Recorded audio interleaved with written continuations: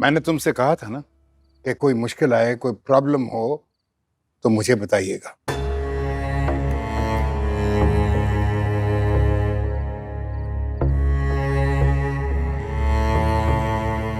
ये सब कुछ क्या है? आप इनसे पूछे ना कि ये सब कुछ क्या है।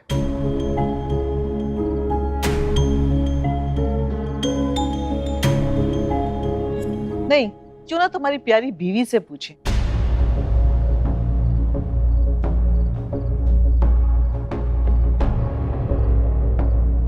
मिनिस्टर का बेटा माफी मांगने आया था, धमकियां देने की क्या जरूरत थी?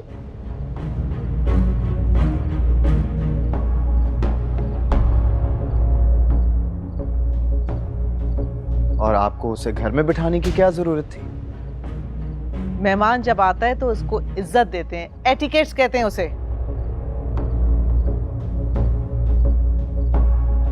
चाहे आपके एटिकेट्स की वजह से आपका बेटा किसी का भी कत्ल कर दे।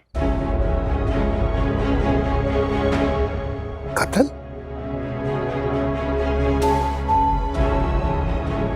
आप खुद सोचें, उस दिन उसने किसी के घर में 4 जुमले कसे तो सालार ने उसका सर फाड़ दिया।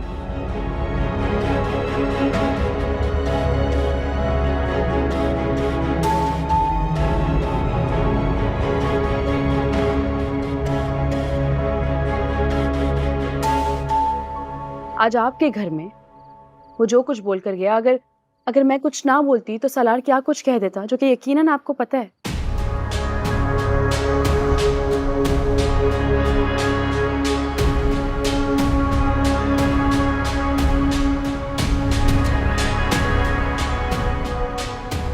देखा आपने, सलार को दुश्मनी बढ़ाने में प्रोवोक करके आपके सामने सारी सिचुएशन ही ट्विस्ट कर दी। देखा मैंने, कुछ और दिखाना है आपने?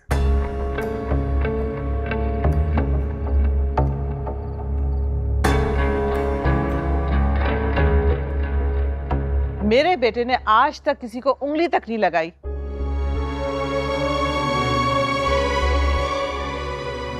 और ये कत्ल की बातें कर रही है।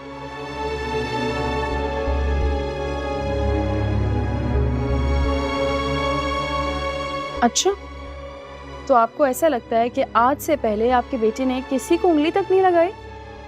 बिल्कुल नहीं। फिर तो आपको बहुत गलत लगता है। इसका मतलब है कि आप अपने बेटे को अच्छे से जानती ही नहीं।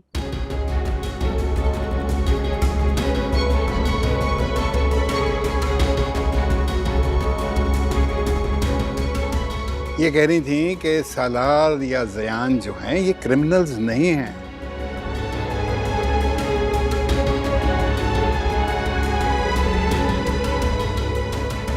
तो आप ये जो कत्ल शत्ल वाले वर्ड्स हैं ये प्लीज मत बोलिए।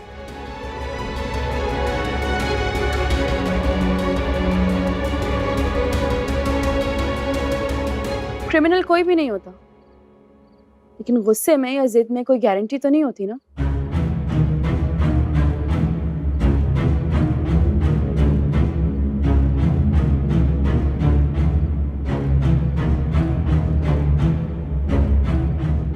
सलार ने उस दिन जो कुछ किया ना वो जस्टिफाइड था।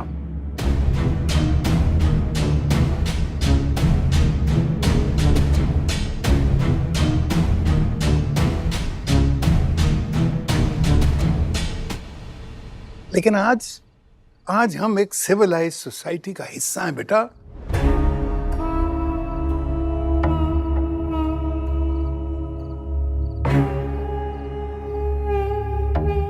और इसके लिए आपको भी सिविलाइज तो होना ही पड़ेगा ना।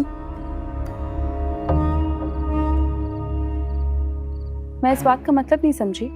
देखो बेटा, आज जो होना था वो तो हो गया।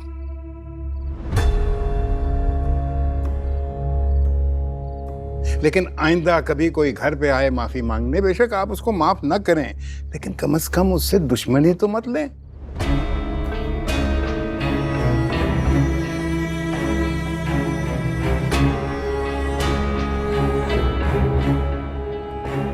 लेकिन डैड, ठीक है, आज के बाद जैसा आप चाहेंगे वैसा ही होगा।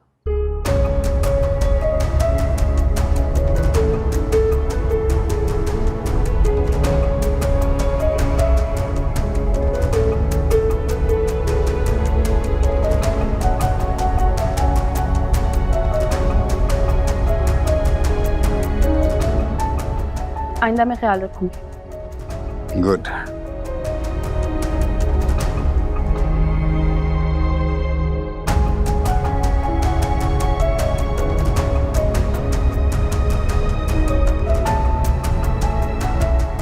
आपको पता है सलार बिल्कुल आपके जैसा है। अपनी कोई भी बात किसी से पूरी करवाने के लिए उसको उसकी पसंद के सरसब्ज बाग दिखाते हैं। आपके वापस जाने से मेरा क्या फायदा है? अब आपके बेटे को छोड़कर मैं कहीं नहीं जाऊंगी।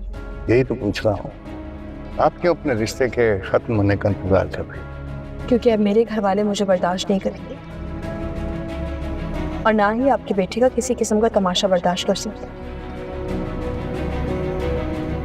इसलिए बेहतर है कि उनसे दूर रह के मैं उन्हें तकलीफ से बचा दूं।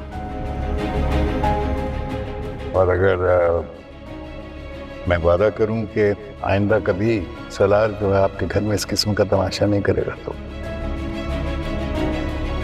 आप ये वादा क्यों नहीं कर लेते कि आपके घर में मेरे साथ अब कोई तमाशा नहीं होगा?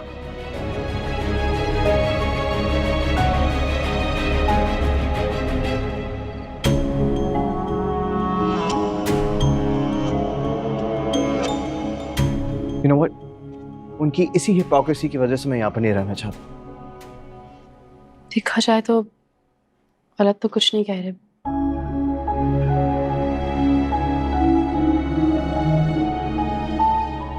दुनिया में सरवाइव करने का यही तरीका सही है। Excuse me?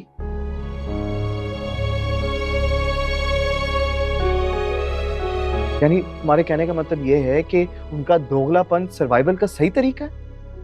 आप अक्सर पूछते थे ना मुझसे, अपने खानदान वालों की नफरत जानते हुए भी खुद को इतना खुश कैसे जाहिर करती थी मैं। तुम्हारी मर्जी, तुम यहाँ भी कर लो, लेकिन मुझसे इस मुनाफिकत की उम्मीद मत रखना, ठीक है?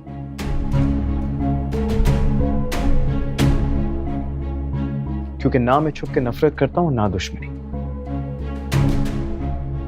तो फिर मुझसे क्यों मोहब्बत का ड्रामा कर रहे हैं?